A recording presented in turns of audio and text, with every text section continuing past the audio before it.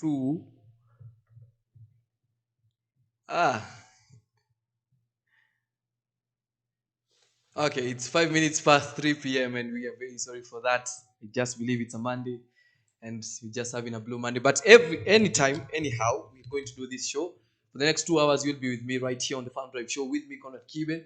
And definitely, I hope you had a lovely weekend and you enjoyed yourself. You were kind to one another and you did something with the rains. You took advantage of the rains, and definitely remember I'll be giving you the updates or just for you ujipange mapema with the rains, because it is important for you to actually prepare yourself adequately and make sure you utilize the advantage of nature. Definitely. So today we'll be having a conversation that affects you directly as a farmer or indirectly as a consumer. But this is a conversation or a topic that affects you either indirectly or directly, but will uh, shape the future of the farmers in the next generation or in the next few years, because this is a conversation you wouldn't want to miss. So details of that and much more will be coming in a few. But remember also we'll be having the pan of the day. So keep tuned, stay tuned for that katika kipindi cha Lala Salama. And definitely for those on the roads, especially Thika Road, now we'll be including you in the traffic updates towards the tail end of this show. So make sure umejipanga vizuri, because remember the 5 red zones.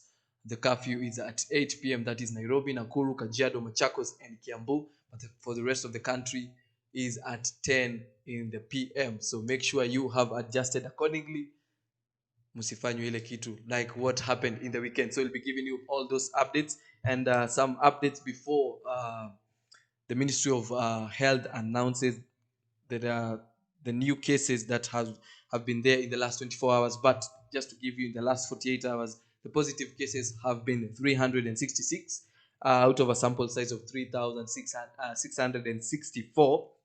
Right now we are working at a positive rate of 10%. Remember, the positive rate or the containment rate given by WHO is 5%. So we are still yet to work on that containment rate. And the recoveries we had in the last 48 hours is 280 recoveries, and the deaths currently are at 18 deaths. And we are talking about close to 300 deaths in the last 19 days of April. So you know what to do. Wear your mask properly, sanitize when necessary, and definitely keep your social distance when you're around people, especially for you who are using public service vehicles or you're working in an office where you're working with so many people. So make sure you follow the rules and the guidelines to the latter. So to the conversation today, and we're talking about the impact of COVID-19 on the farmers. And as I said when we started the show, this is a topic, or rather something that has affected you as a farmer for the last one year and 1 month, something like that, since COVID-19 got into the country, and definitely has affected you as a farmer directly, or you as a consumer indirectly. So this is something that has affected everyone. As long as you are having your meals, as long as you're healthy and you're still living till date, this is a conversation or something that has affected you. And we want to understand from a perspective of a farmer. And according to the World Bank's 19th Kenya economical updates, agriculture is still a major driver of growth for the Kenyan economy, and it's a dominant source of employment for most citizens. So, with or without COVID-19, agriculture has been and will be the driver of the Kenyan economy. And right now, we are talking of the economy not still doing very well. Everyone is saying it's uptight. There's no cash flow in the country. So, definitely, if agriculture is a driver of this economy, then it means this has affected you in one way or another, particularly for you who is a farmer. And so, from the statistics that World Bank gave, is that agriculture is still the major driver of the growth of the Kenyan economy, with or without the pandemic, or during the pandemic, pre-COVID-19, during COVID-19, and also post-COVID-19. Agriculture will still remain the source of income for so many people, because that's where the Kenyan economy grows from, and definitely a source of employment for most citizens. And so this, we are talking about a sector whereby it has so many employers and so many employees at the same time. And so when COVID hit last year by March, this devastated the whole sector. We're talking from production. Actually, we're starting from the first step. We're talking about the seedlings. Remember, we talked about our onion seedlings, zimeisha Kenya, somewhere last year. So it's from the first step of agriculture. We're talking from the planting to the production, where we got now the demand goes down, the price, the purchasing power for the consumers got down, and also the production rate also went down. And so this is a sector that was or is really affected. And so we are talking about, so every country came up with solutions on how to curb this COVID-19, or the spread of COVID-19.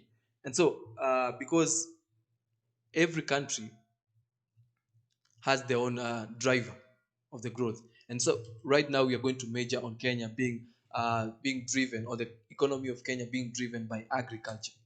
And so having been affected so much, the government had to come up with measures to make sure that we contain the virus, but at the same time make sure that the farmers or this agriculture sector is not affected so much.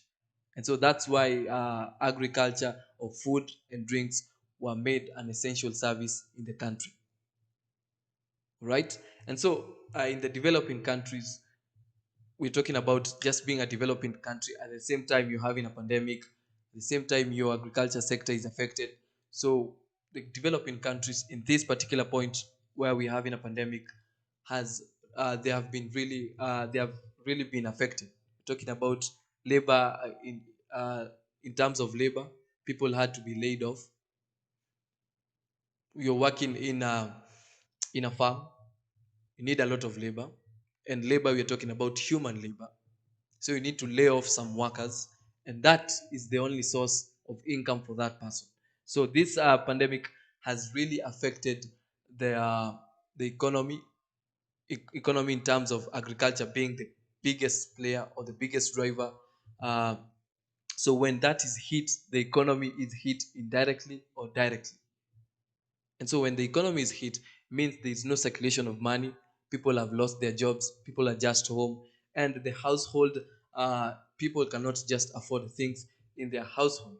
And so having, for example, restriction of movement, this really affected the country and affected the economy, and particularly just the common mwananchi who is just a farmer like you. And so we are talking about the first impact that was felt. And this we are going to do per wave. We had the first wave, which was from March, and right now we are talking in April 2021. We are talking about being in the third wave. All right. So the first impact that we had is the reduced income and the rising cost of cultivation made farmers in Kenya more vulnerable.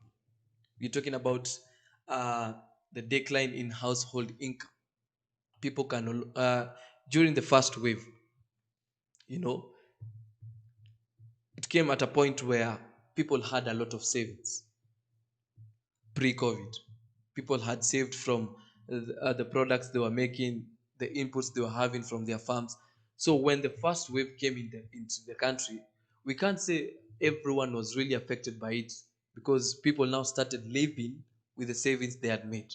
If you had made 200,000, that's what lasted you together with your family or your house, and everything to do with your household. That's what lasted you for quite a period. And so, right now, being 1 year later into the pandemic, not every farmer, we are talking about from the statistics, 45% of farmers have seen their household income fall. And this 45% is from the first wave. And during the first wave, people were able to live at least a day at a time from the savings, as you have said. And so from there, when we started having some uh, restrictions being put in, like locking down the country and restricting movement either through road, air, railway. One big sector was affected. That is the perishable goods that were being that the largest market is outside the country. And so when we had the restriction of movement either by road, air, or railway, the perishable the perishable goods sector was really affected. You're talking about the flowers and floriculture and the horticulture uh, sector being affected. We saw farmers or laborers in these two sectors being laid off, because now you can't you can't actually export your products, especially those perishable goods like flowers. And so if there's nothing to export, then the factories have no jobs to do. So everyone to go home. And so saying, but we are doing it in terms of wave wise. The first wave, even if people were laid off, there's a bit of those savings that you had done by that time, March, April, May, and June, somewhere around there, for maybe probably 4 months. You are able to live a day at a time from the savings that you had pre-COVID.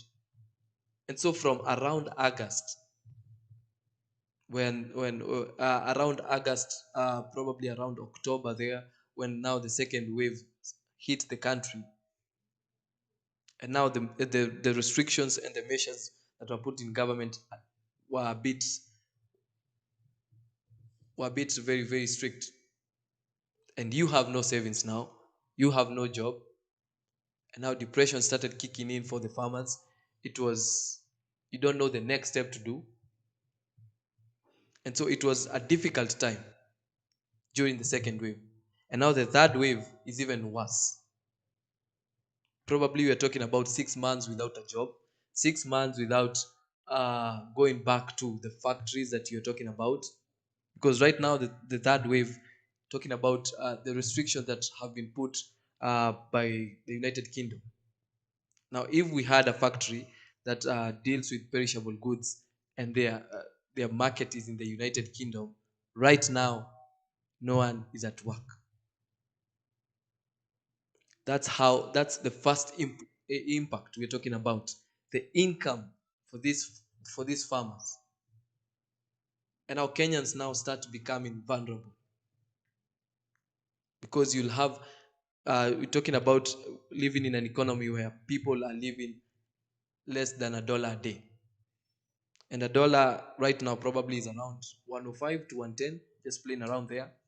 Someone cannot afford 100 shillings, living in an economy where right now the price of bread is 55 shillings, the price of milk is 50 shillings. So it means with 100 shillings, you cannot buy breakfast for yourself. You have a big family to feed, so one bread cannot be enough. You're talking about two breads, and two breads right now is just $1, 110 shillings.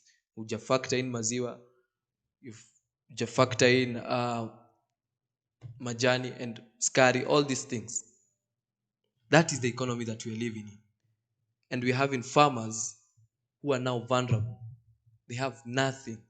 The household income is done.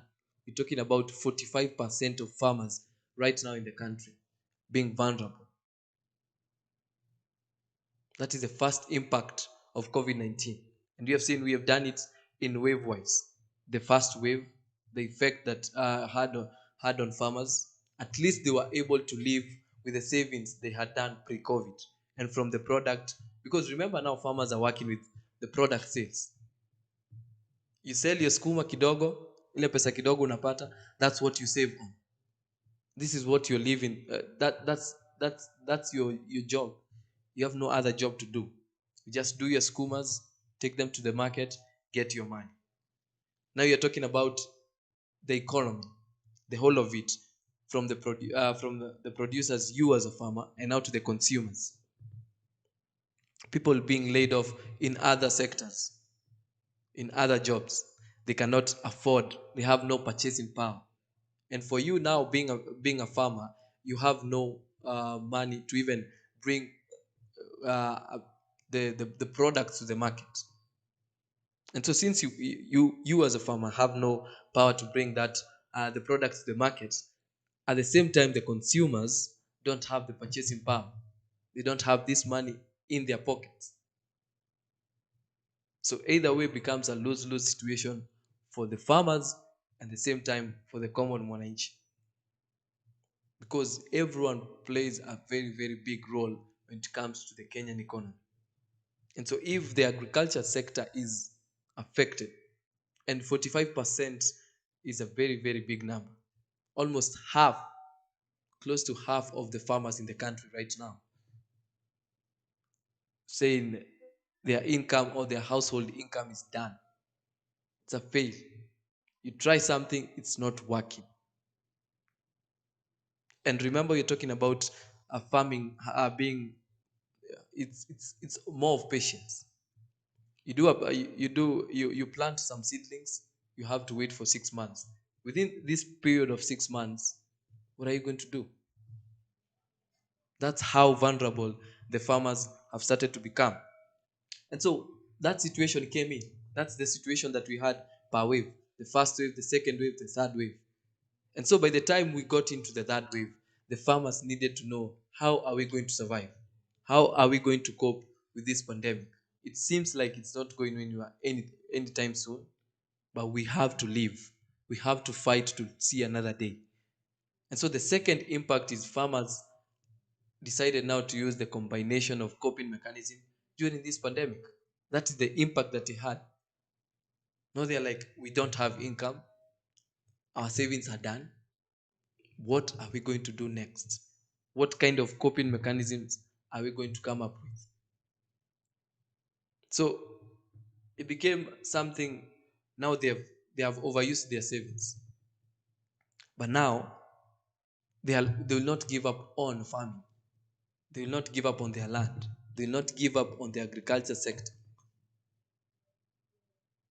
But they have the land, yes, they have everything, but there are some things they need urgent access to. Talking about seedlings, for you to have that product, to get to that market, at least, not everyone has that purchasing power, but the small market where you can reach people, just do it. But now you don't have that product to sell. What you have right now is for consumption. And so the farmers needed access to alternative solutions. They had to look for solutions. And we are talking about farmers actually survive on the products they have, or for them, assets are the products they have. My asset is my farm. That's where you get your money. You do your skuma, you do your kunde, you do your watermelons, you do whatever you have in that farm, sell it. So the land is an asset. And so if you don't have anything productive from this land, from this asset of yours, then it becomes hard for you. So they had to come up with the solutions, especially during this time of the pandemic, and they needed money, or they need money. Remember the first wave, uh, or coming to the second wave, probably the better part of last year, they were working on the savings from the sales they had pre-COVID. That's that's what they survived on. Now come this year, 2021, the third wave is hitting. You have nothing. You try going to banks, banks can't give loans, because remember, the economy is tough for everyone. As per last year around November, the only people who are allowed to get loans were people from the medical field only. Anyone from the business field could not get a loan. Talking business, you just put everyone in agribusiness, talking about people in other sectors of business or other forms of business. So you as a farmer, you are into agribusiness, you can't get those loans. So what are other alternatives? You try to lease your land, people don't have purchasing power. And so the alternatives even became a bit hard to even come up with these solutions or these alternatives. Try to reduce the price of the commodities because people don't have purchasing power, and you're getting losses because now you're trying to compensate for what you don't have, because the consumers too are going through what you are going through as a farm. And so it became hard, but at the same time they had to, or they have to come up with, because you have to live a day at a time, and you need to keep pushing forward, and you need coping mechanisms because you don't want to give up on your asset, which is the farm, but at the same time you need patience. At the same time you need access to money to buy the products. We're talking about seedlings, fertilizers, all these things. Probably you don't have a source of water, you need to pump this water, you need laborers, and all these people or all these sectors were affected. We're talking about seedlings and fertilizers, those agrovates. Their business is affected. The farmers don't have money. So the business is affected directly or indirectly. Talking about lack of products. Now, because you don't have access to the fertilizers and seeds, what are you going to give? At the end, the food security becomes a threat in the country.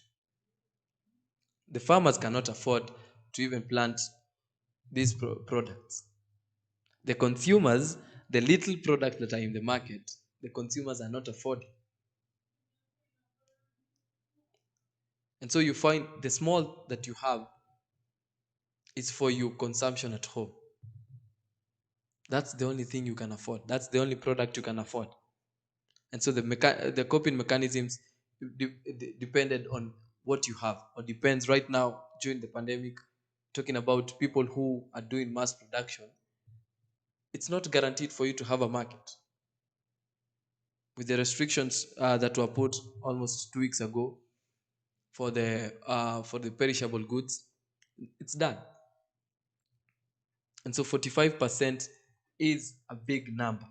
Talking about laying off agricultural laborers. Now, the coping mechanism that you have your 3-4 acres of land. Probably you are employing around close to 10 people. You don't have that money.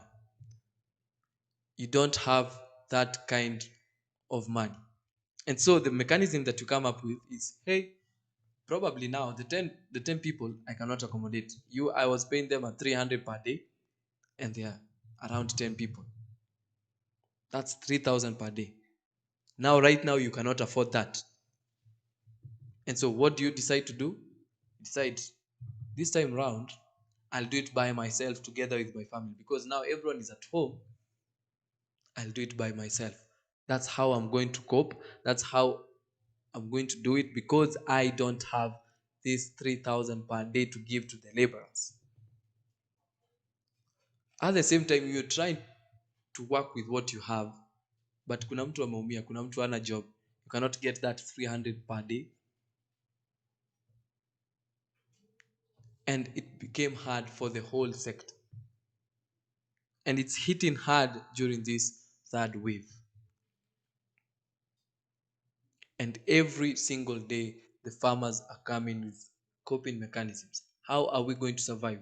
How are we going to make sure that this sector does not fall? And everyone gets home and feels they're satisfied with what they have. And so we have to work with what we have, because we need to survive, we need to cope, we need to contain this virus. Remember, agriculture sector is the driver or the key to the growth of this economy. So the mechanisms, I don't know what mechanisms you as a farmer you are having right now as you cope, or as you try and just survive through this pandemic. You can send your comments, you can just talk to us on the comment section below, because you are streaming live on our Facebook page, that is at Farmers Media, at A Farmers with a Z at the end, and definitely on YouTube at A Farmers Media Kenya. Talk to us, tell us what are your coping mechanisms during these times of COVID. What have you learned? How did you survive per wave? You can just give generally, because probably you didn't do so much of the savings, and so your third wave actually came during the first wave, because got got everyone off guard. And so probably you didn't have the savings pre-COVID. So talk to us, tell us how you have survived during this time of COVID, and what are you looking forward to as we continue to try and contain this virus in the country. And so when we come back, we'll be talking about more of the impact, particularly the triple blow for the agricultural production, right here on the Farm Drive with me, Conrad Kibe. We take a short break. We'll be right back.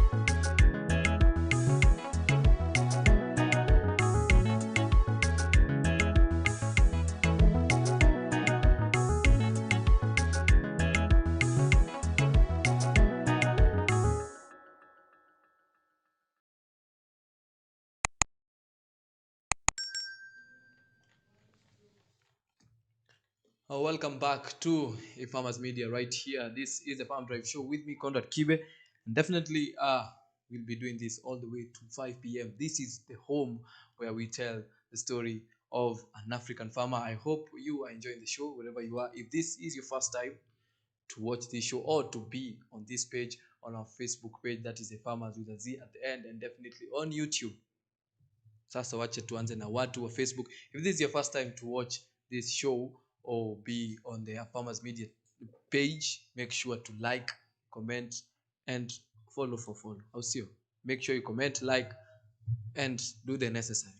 Okay, so share with other farmers that a farmers is doing this live on our live stream, and you can comment tuambie una watch ukiwa wapi, how you enjoying the show, and definitely if you're having some coping mechanisms. And for those watching via our YouTube page, that is a farmers media Kenya, make sure on your right there's that button there ya red, because it's your first time. Fanya ile kitu, cheza nayo hadi fade. Just make sure it fades, alafu kuna kakengele hapo hivyo itakuwa inakupatia notification every time we go live. So thank you so much.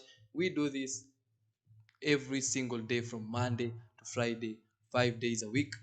We do this because of you. So thank you, and make sure you subscribe, like, comment, and share, because here it's where we tell the story of an African farmer.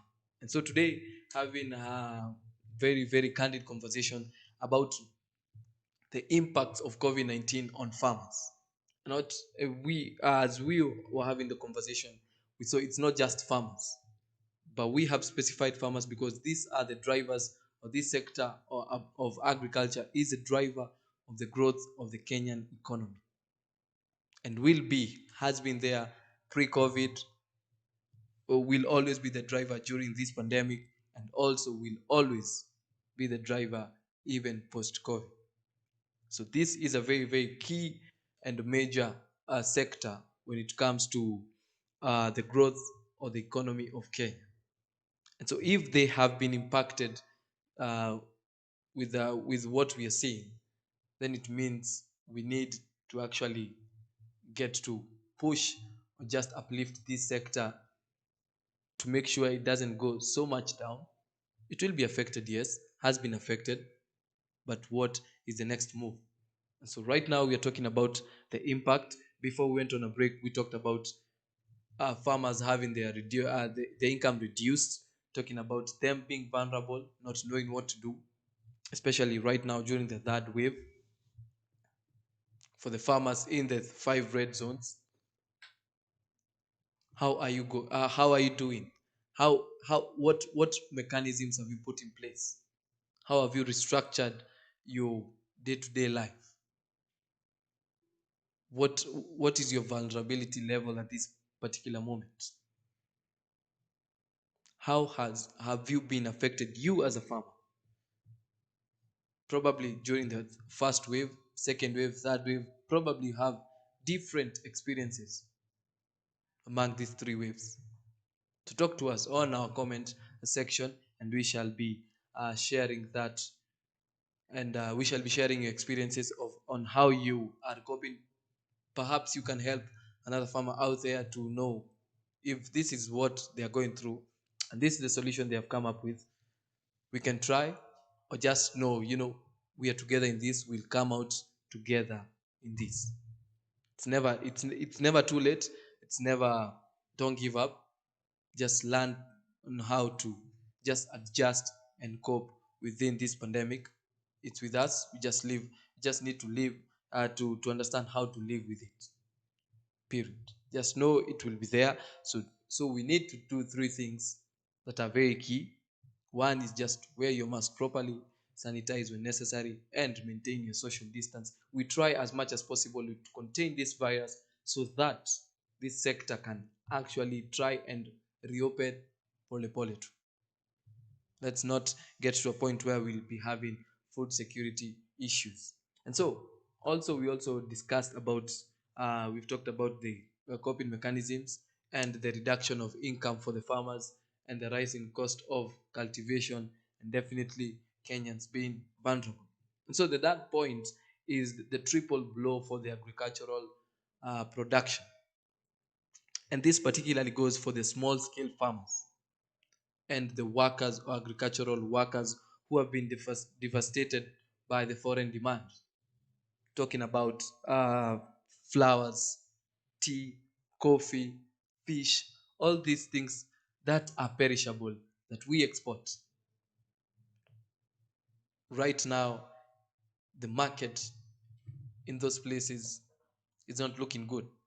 Remember, not just the economy of Kenya has been hit, this is a pandemic that has hit all or cuts across the whole world.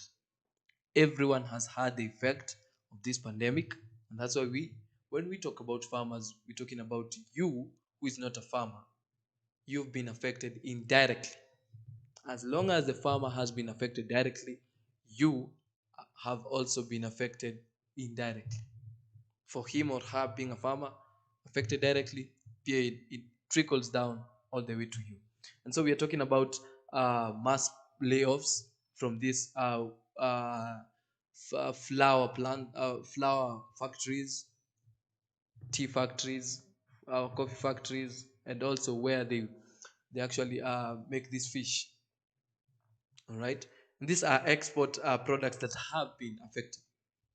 The layoffs, or maybe pay reduction, redundancy, especially when it comes to, for layoffs, you can be given an unpaid leave. You just go home, chill. Mambo ikikuwa sawa sawa, you just come. Or maybe you can be told, take a leave and take a pay cut. But now we have redundancy where they're trying as much as possible to work with a small number of people. And so these three things have affected so many farmers out there. People who live, or their main work is waking up at 4, going to these factories, getting the small they can. Maybe it's not a day-to-day job. You've not signed anywhere contract. It's first come, first served. So you have to be up by 3 and probably be at that place by 4. So where ukipata ikiangukia ni sawa. And so what has been actually, because of now the pandemic, these factories or these places of work have made sure that now we have to put these protocols in place, the wearing of masks and social distancing. Sasa kuna ile kufinyana pale kwa mlango. Or some factories have decided to go now for formal labor. You get an employment and work with few people as much as you can, not just work with the informal laborers. That's that has trickled down to so many people. This the farmers now who bring in the flowers, tea, coffee, and fish, they will be affected, because if this factory is cutting on labor, they'll also cut on the product, or because the market is not responding due to lack of purchasing power, then these factories will not take the product in large. And so you as a farmer umezoea kupeleka chai yako in a certain factory ama coffee yako, they are not taking anymore. They are cutting on the produce, because now the purchasing power, on the other hand, the market is not responding as well as did pre-COVID. Now it's not really looking good, and so they don't want to have too much produce, and which will go bad because the market is not responding. And so you as a farmer, you get affected. You have your produce, but you don't have a market.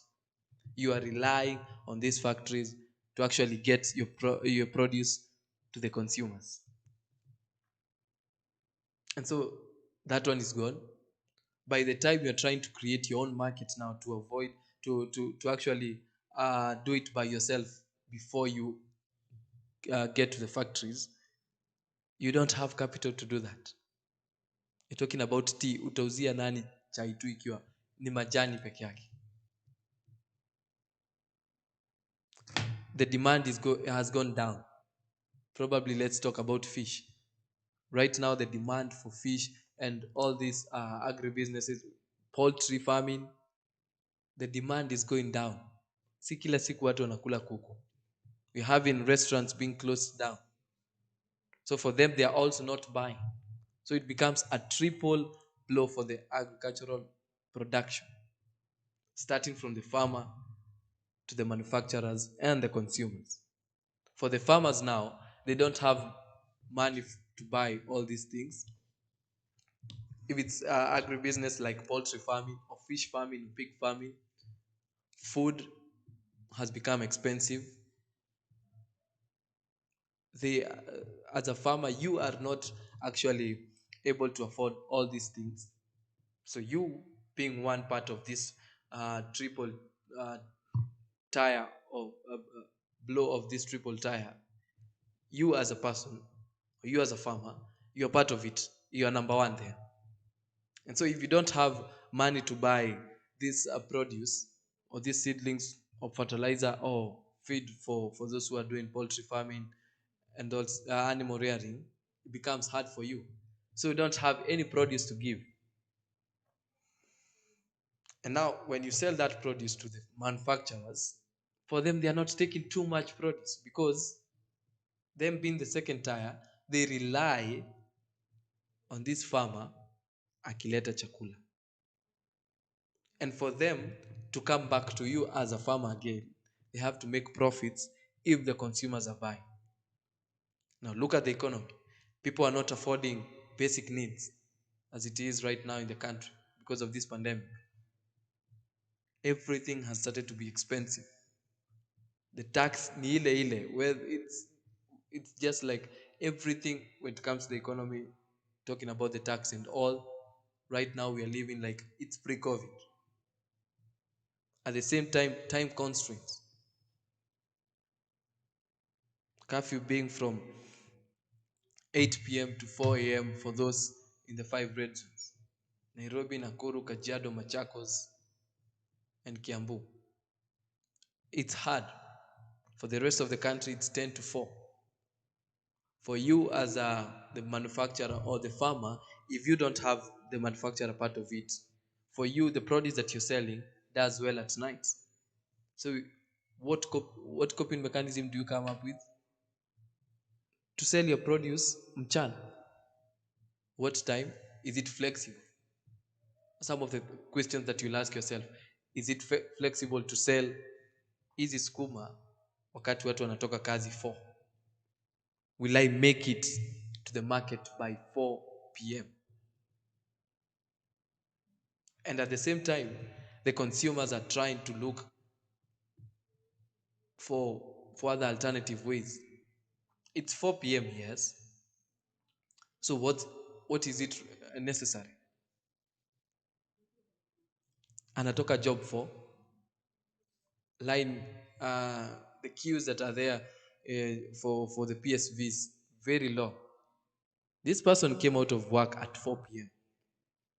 Lakini line imepiga kona karibu ifike railways na imeanzia Archives. So this person is getting home by minutes to 8.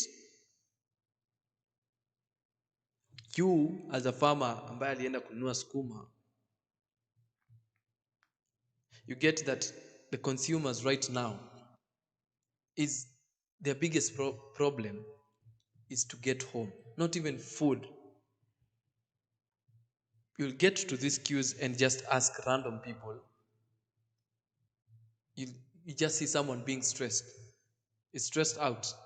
And is not stressed out because of lack of food. Hafikiri vile ambavyo maybe atapata we kama mama mboga umefunga. Atapata chakula. They are thinking about how to get home before 8. Now their priorities start changing. Remember, this person has taken a pay cut at work. So their biggest problem is, how am I going to get to work and how am I going to go home? And so food comes later. And the only thing he or she can afford is to cut the basic needs. Probably this consumer can only afford 2 meals a day. This person skips lunch and skips or is having 1 meal a day. So you see the three or the triple, it becomes a triple blow. Everyone is affected, from the farmer to the manufacturer, all the way to the consumer. And so if this consumer does not have purchasing power, manufacturer anaumia, because now you don't have market. Your produce zinakaa tu kwa factory, no one is buying them. And now because you have pressure, because you don't have a market, you as a manufacturer, then you cut on the input that was coming from the farmer. And so everyone is affected. During the towards the last end of last year, of 2019, sorry, we saw the invasion of locusts and what the destruction it did to people's farms out here. Farmers were overworked because now they had to start from scratch. Nzige wanakuja wanakula kila kitu kwa shamba yako. And so this continued for a period of the first 3 months. And so by the time you're trying to recover from what the damage the locusts had done, the pandemic is here with us. By March 2020, the pandemic was in the country.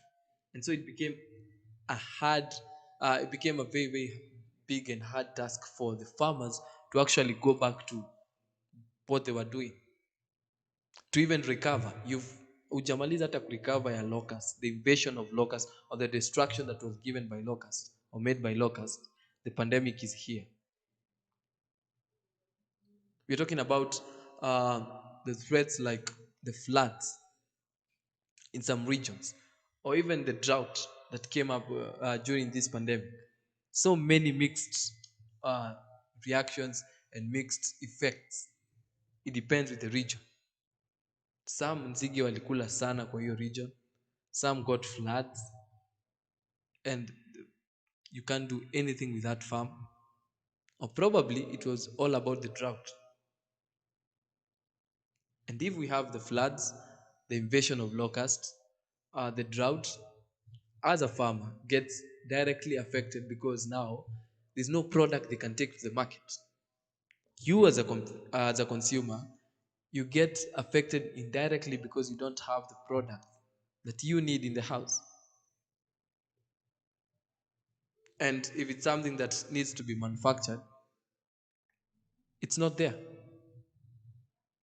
So you as a manufacturer, you are also affected indirectly. And so it trickles down from the farmer all the way to the consumer.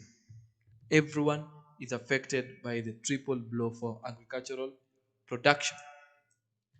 And we've talked about it being especially for the foreign demand, the market for flowers, coffee, tea, and fish, and everything that we actually export. And if that is how hit the market, how the market or the external market has been hit, then you can imagine how the local market also has been hit. And this is a sector where it drives the Kenyan economy. There's no circulation of money. Liquid cash is not the same again since we started the pandemic. And so this triple blow for agricultural production has become a real impact to the farmers. And so going to a second point that we have talked about, the coping mechanisms. What have the farmers decided to do? Everyone is coping according to their problems, according to what they are going through. That's how I'm going to cope. You decide the only coping mechanism right now I have is I can only afford home consumption, period. I cannot do mass production. It's just for me and my family. At least we have food. We're okay. For others, they have decided to take loans from their friends, loans from SACCOs, to the chamas that you have, and decided, I have nothing else to do. Probably I don't have too much. I don't have the. I cannot have a formal employment because every sector is affected. So getting a job is not really easy. But you are dependent on being self-employed. Employed. Sorry. So that's the only thing you can do. Farming. And so the only option you have is take a loan from circles or your friends or the banks that you have. Depends with how you agree, and decide, now I'm going to buy certain seedlings. I'll not let my land just stay like that. I'll try something, be patient and see how it goes. Every farmer came up with their own coping mechanism to suit their need, to suit what they think would actually work for them. And so from there, the fourth impact is the multiple timelines for impact. The COVID-19 impact played out in different time scales. Remember now, right now, we're talking about three waves in the country. The first wave didn't hit so much, but for some farmers, especially those who had undergone the invasion of locusts, it was another story different. Very, very different story from any other farm. Remember, you're from being affected from locust invasion. Now you have the pandemic, so your products are not just only being uh, eaten out by locust; they can't get to the consumers, and so it depends on the time scales. The first wave, that was the first wave. Probably for you, the locust never got to your farm,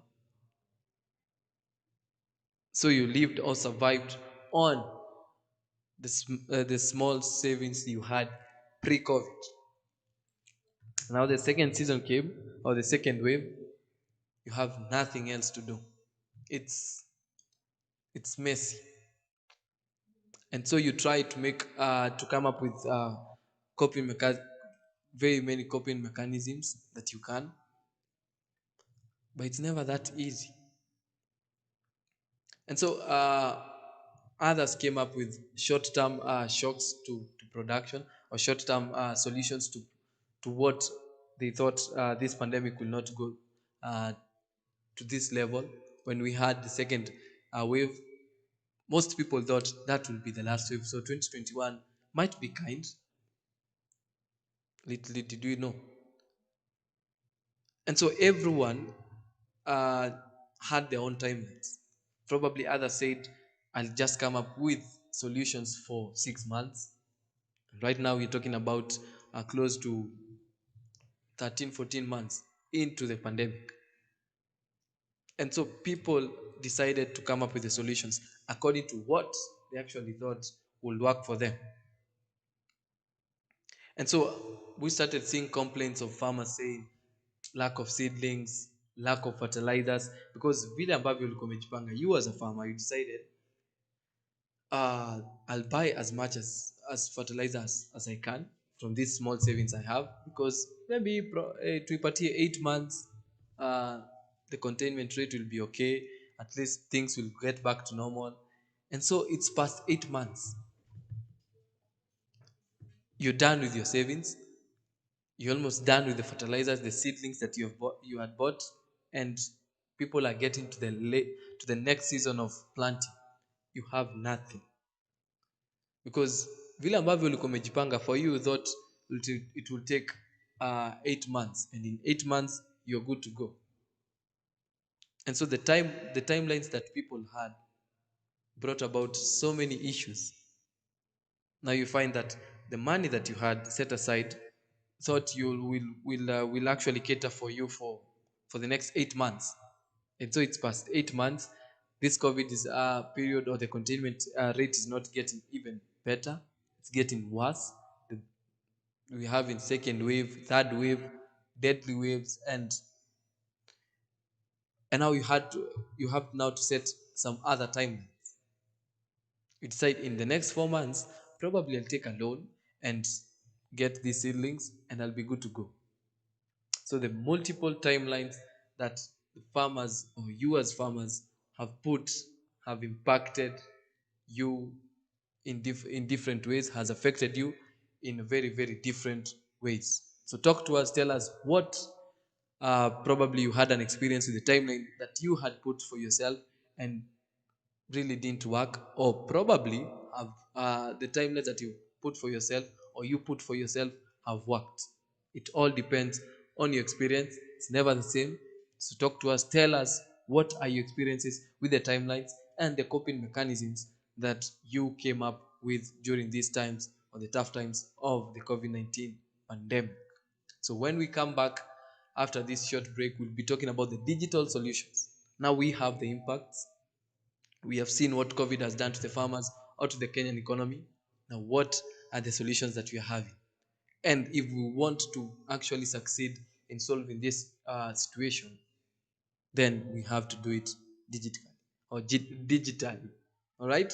Hiyo jina kidogo imenitoka, so we talk a short break. Nikunywa maji kidogo, alafu tutarudi na digital solutions on this impact of COVID-19.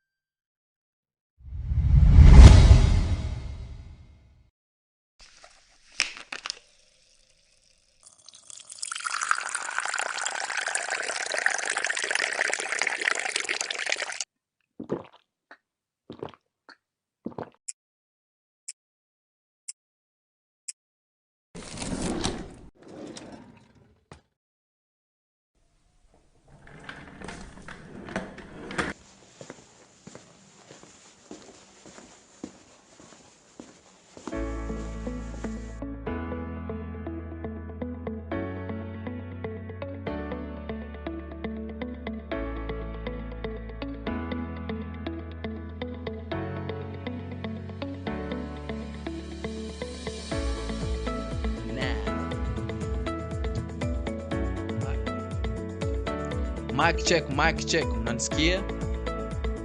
Is my sound okay?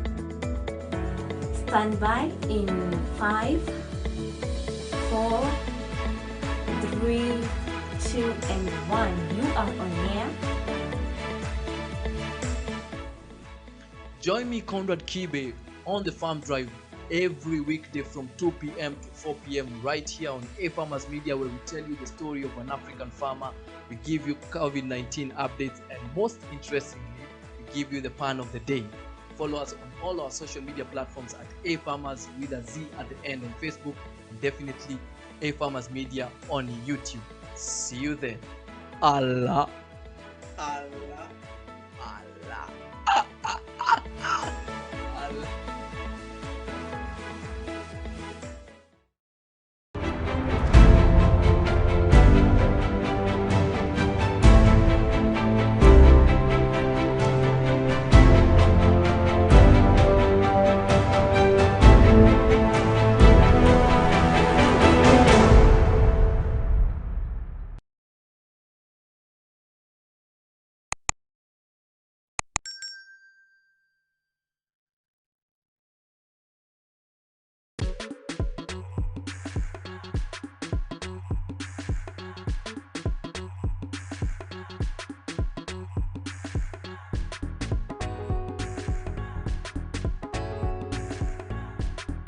Majina ni Emmanuel Lelei ama Lelei kwenye Facebook.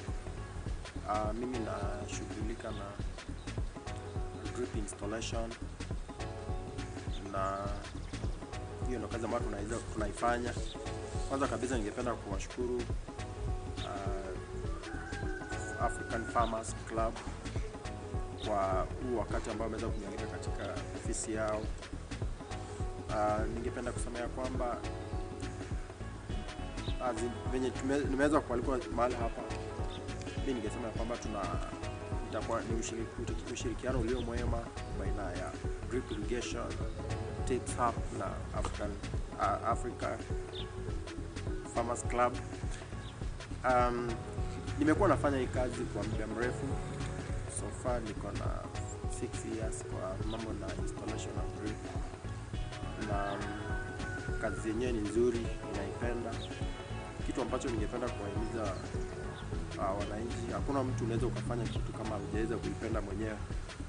So mimi napenda kazi yangu, kazi ambayo naifanya naipenda, na ndio sababu nimeweza kutilia maanani ama nimeweza kuweka kigongo ni kazi ambayo naweza kuifanya ya drip installation.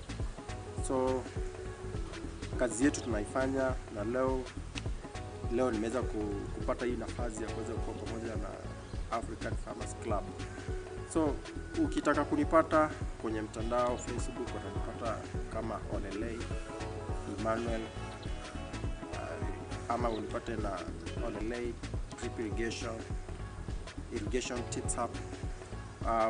Kwa Gmail utanipata emmanuel.lei@gmail.com, na kwenye YouTube bado utanipata kama Irrigation Tips Hub.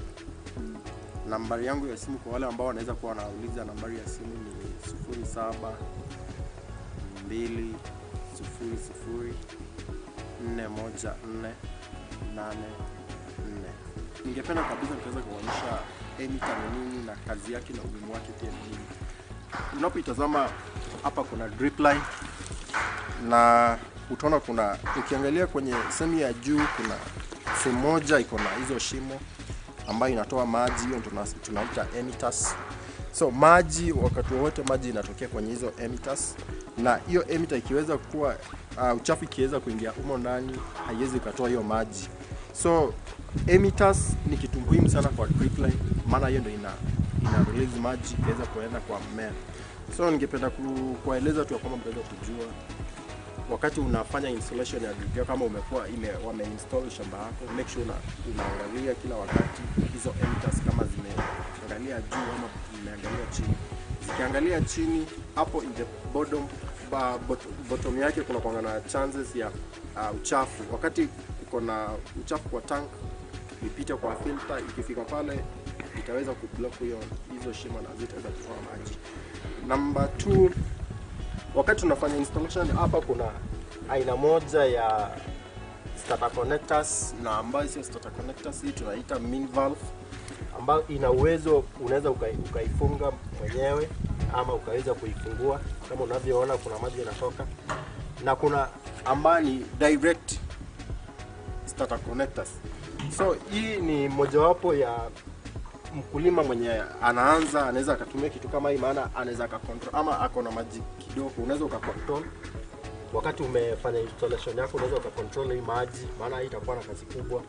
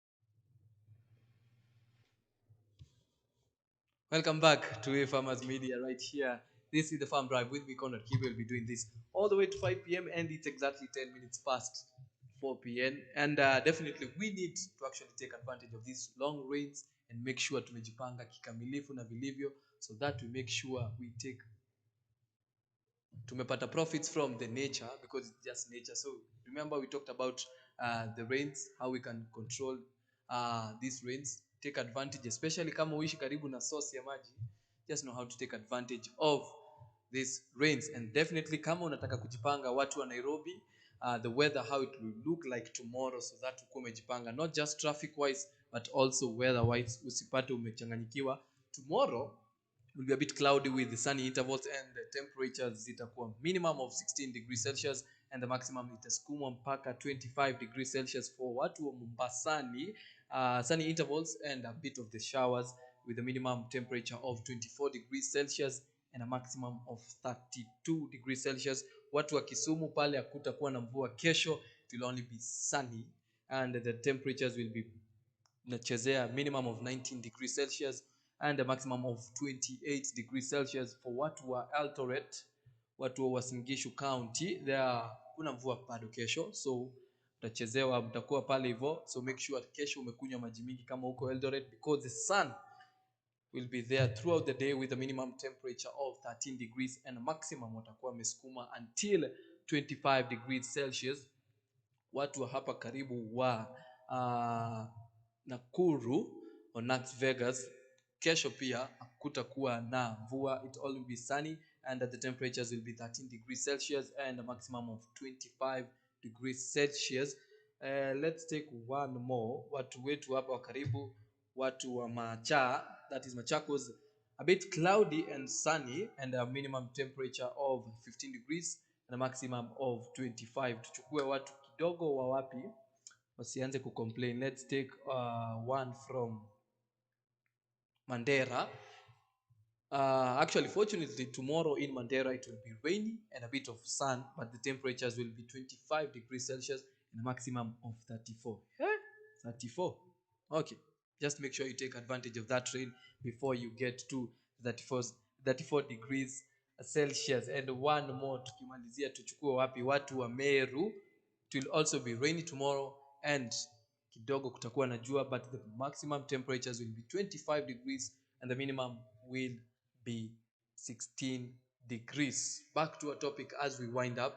Remember, we are talking about digital solutions, and from the comments I can see this name, it's Tijani Ib Aliyu, and saying he's watching from Nigeria, from space Palm Space Technology in Kano. Sijui kama nimesema vizuri. Is it Kano?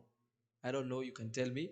And he's saying the after pandemics economy for farmers is just not easy, as well as I think he meant as we'll need everything to survive, which have seen huge rise in urban indoor farming with local food markets going online to survive. That is very, very true, because everyone has gone online. Remember, we have close to 40 million people being online or have access to the internet as we are speaking. So remember, we talked about the coping mechanism. From Tijan from Nigeria has said that's the only way we are going to do. If you are going to survive post pandemic or with this wave that you're having right now, it's all about going online. Tangaza biashara yako, tangaza everything that you're doing.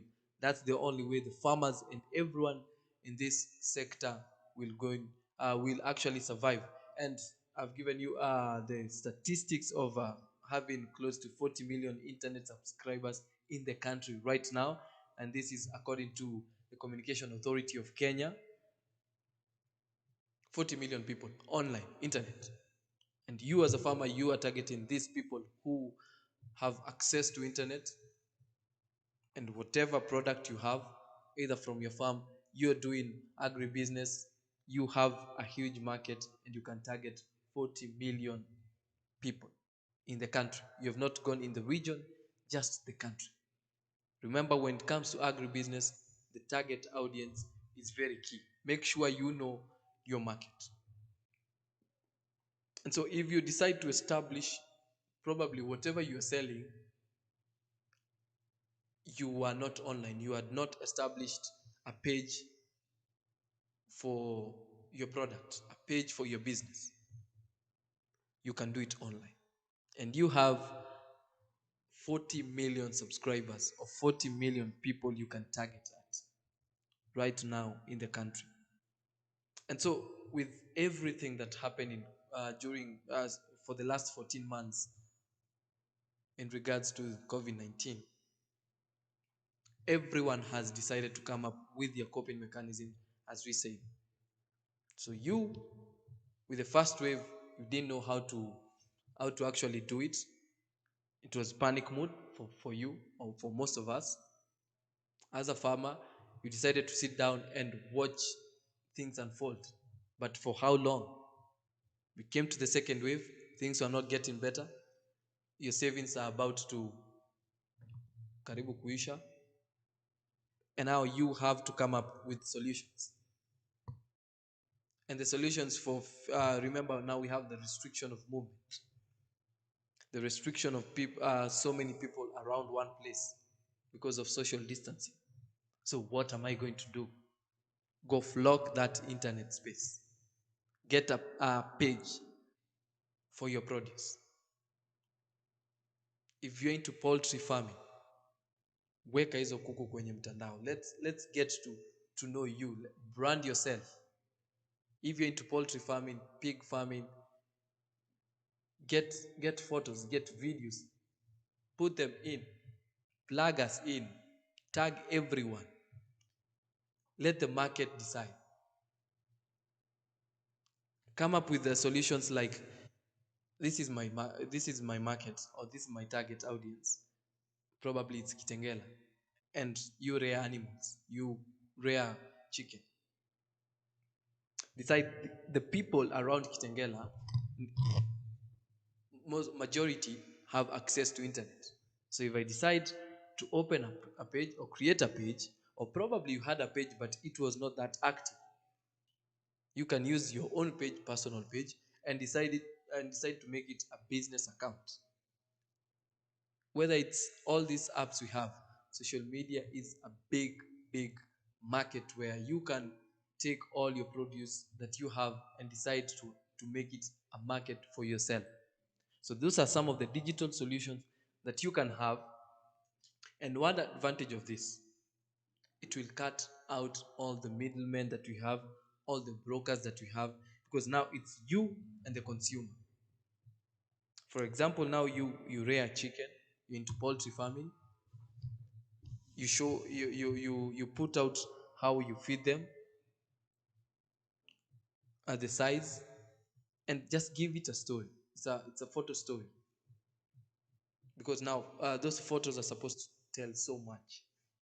Those photos, make sure you put photos that will sell for you, photos that will make someone who is a potential client, a potential consumer, to stop and actually DM you and ask probably how much, or where are you located, or now you can start talking business.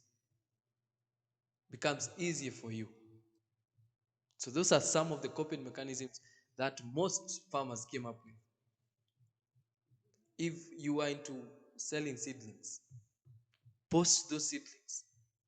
Probably give a story from how you start with the seedlings, how you actually plant them, show the progress and the product. People now will start believing in what you're selling, because you have showed it's practical, it's doable, and make it as simple as any potential consumer can, or client can pause and decide, this one is simple, I've seen it grow, it's not something theoretical, I've not read anywhere, I've seen it grow.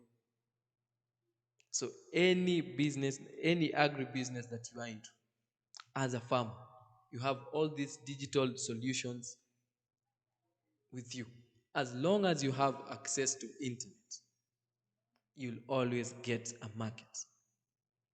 For example, in 2020, the regulations for dairy industries that were published in April, or in April 20th, the Ministry of Agriculture, Livestock, fisheries, and cooperatives announced that it was to start setting farm gate prices, thereby preventing producers from doing so arbitrarily. So even the government itself decided now we are going to do this digitally or jina imekataa kutoka in a digital way. All right. And so similarly to the same, talking about auditing of KTDA or Kenya Tea Development Agencies, which we've had so many issues of fracas with KTDA and the farmers or the tea farmers, and but now they decided to hold. Remember I think it was 2 weeks ago when we announced the KTDA or the dairy farmers and actually tea farmers that they'll be having their AGM meetings that will be held online. And so even the government itself advocating everything to be done on to avoid, we also need to get into the to actually follow these protocols that have been put in place by WHO and the Ministry of Health. So to avoid social distancing and overcrowding in these markets, the government has decided to do it by itself, to actually follow the rules they actually put in place. And so for you as a farmer, you don't have to wait upon the government to make sure that they're giving you digital solutions. You can come up with your own digital solutions, and collectively, everyone gets home as a winner. Remember, it's a triple tire from producers, manufacturers, and the consumers. And now, if you decide to come with your own digital solution, then I don't think you will need this middleman, these people who will connect you to the consumers. Immediately you go online, you don't need a middleman. Market yourself, brand yourself, and that's the only way you as a farmer you're going to make it out during this pandemic. It has hit the economy, and the biggest sector being agriculture has been hit hard across the world, not just in Kenya, not just in Africa, it's across the world. Every farmer, everyone in the agriculture sector has been hit. You as a consumer, you've been hit indirectly. You as a manufacturer, been hit indirectly. Either you're manufacturing seeds, fertilizers, all these things, feeds for poultry animals, you've been hit. So we need to come up with coping mechanisms, because for the timelines, we don't know till when this pandemic will go on. But right now, the solution that we have is to go digital. To come up with mechanisms that will suit you. You don't have to copy others. Just be you. Come up with your own solutions. Know what you need at a specific time. Try as much as possible to come with long-term solutions. Because even post-COVID, digital space won't die. So with the pandemic and all the impacts we've had, we need to come up with solutions, and we need to know how to cope with this pandemic, because we need to live a day at a time, and we won't give up, because this is a sector that has or propels or drives the economy of every nation, specifically this country of ours, Kenya. So when we come back, it's all about the traffic updates for those on the roads, and definitely we'll be winding up the show. We take this short break. We'll be back.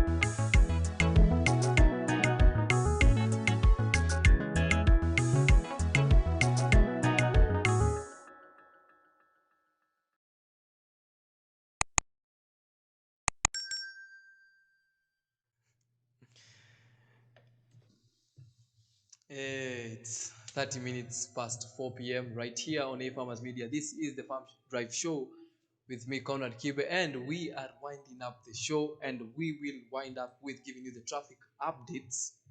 And before we just do the traffic updates, I don't know if my director has the pan of the day. We almost forgot about the pan of the day, and tuko nao kwa screen. Iko kwa screen, and I think I just paraphrase it because hapa it talks about the cows that are what we call cows in the areas where we experience earthquakes, definitely called a milkshake. I know my director cannot understand that, cannot relate, haelewi, so don't be like him. I hope you just get the pan, and you are actually your sense of humor is actually better than his. Ako chini tu. Anyway, direct to um, the traffic updates, and we start with Mombasa Road. Iko clear until pale karibu na Imara Daima. That's really looking not so good.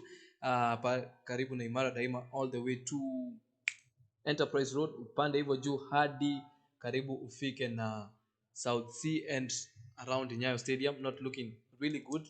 Watu wa kwenda Embakasi still there's a bit of traffic there, and watu wa Southern Bypass kama kawaida kushuka until Langata Road all the way to Bomas of Kenya looking quite okay, so unaweza fika Karen teke. So if you're coming from Mombasa Road and you want to go to the sides of Southern Bypass and all the way to Karen and all those sides in Langata, make sure you use the Southern Bypass from Pale Mombasa Road branch on your left. Tukiwa pale Airtel ama hapo Sereni, just branch there, then you get to Langata. Watu wa wapi? Watu wa Westlands not looking quite good karibu na Westlands, hapo hivyo Westlands, and kupanda ABC Place Nairobi still looking so bad, but kutoka hapo kupanda Kinoo Kikuyu mambo iko sambamba. And now to our new fan base, watu wa Thika Road, chunge msifungiwe 8 pm, but looking okay pale Thika Road, but kuanzia pale Muthaiga hapo ndio noma iko, so make sure you can use other means. Unaweza tumia Juja Road uende utokee pale Kasarani Roysambu kama unaenda hizo sides, but make sure you can avoid Muthaiga ama karibu na Muthaiga as much as you can, or if you can make it out of town before probably 5, it will be better for you, because hapo Muthaiga kidogo ni tricky going and getting into the CBD. Definitely tuangalie pia watu wa pale Kenyatta National Hospital, Bagadhi Way as always, pale ni parking lot, and around Kilimani mambo iko sambamba, so make sure you keep safe. Remember to always use or actually get to observe the 3 guidelines that are been put or has been put in place by the Ministry of Health. Make sure you mask up and wear your mask properly, not just wearing your mask. Make sure you sanitize when necessary, and definitely observe your social distance, especially for those using the public service vehicles. Tafadhali, let's try as much as possible to contain this virus, and definitely for those in the 5 red zones, Nairobi, Kiambu, Machakos, Kajiado and Nakuru, make sure you be home before 8 p.m. We don't want to see a repeat of what happened during the weekend. It was not something looking really nice, but let's just do what is necessary or required. 8 p.m. for the rest of the country. Remember, it's at 10 p.m. It's not easy, but trust me, it's doable. Let's do this again one more time tomorrow at 3 p.m. Tukutane hapa. Thank you so much for everyone who has made this amazing production. I work with very, very amazing people, and today my director has been Dennis Jiro. Asante, lakini napiga kelele sana kwa masikio yangu, but kazi ni kazi, au sio? Tuonane kesho hapa at 3 p.m. and definitely remember the Ministry of Health will be giving the new cases or positive cases, and will be confirming that in an hour's time. But if you miss that news, make sure you tune in up at 8 a.m. Lillian Thomas will be giving you that and much more, au sio? Tukutane kesho, Mungu akisema ndio.